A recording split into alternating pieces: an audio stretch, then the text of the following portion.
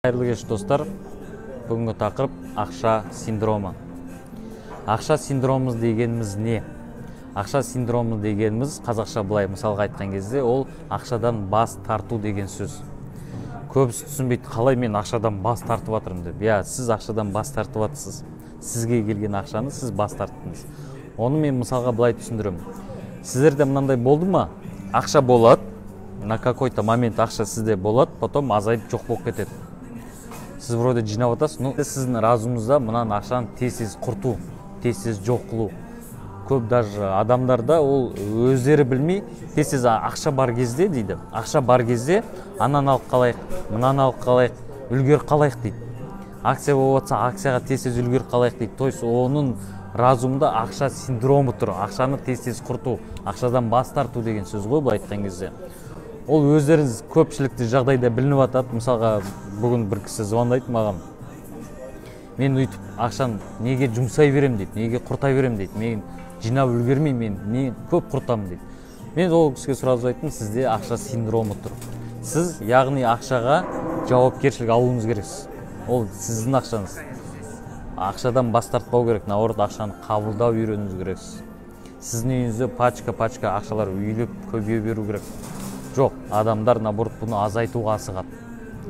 Сондай нәрсені ақша синдром дейді. Немесе бір адамдар болады, ақша нормально жинап келеді да, бір косякқа кіріп кетеді. Тағы ақша жинап келеді да, тағы бір нәрсені жасап жібереді.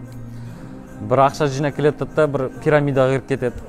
Ол пирамидаға кіріп кету себебі де бар. Потому что ол жерде былай айтады, адамдар келеді, о, мынаны істесек, мынаны былай істесек, бай кетеміз.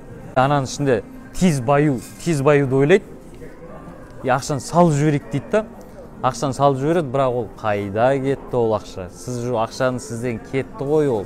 Ол қайтып келе ма, келмей ма? Ол шатақ жоқ, ол тез байым деп ішіндегі несімен бере салды. Былай айтқан кезде басында ақша синдромы тұрды. Ақшадан бас тарту деген. Осындай көп мен адамдардан кездесіп атам. Неге адамдарда өзінде үйіне ақша жинамайды? Бұрын адамдар ақшаны өз үйінде жинайтын. Қазір ешкім жинағысы келмейді, қорқады. То есть жауапкершілікті алғысы келмейді. Жауапкершілікті қалай алып үйренесіз? Ақша сіздікі. Жауапкершілігі алыңыз.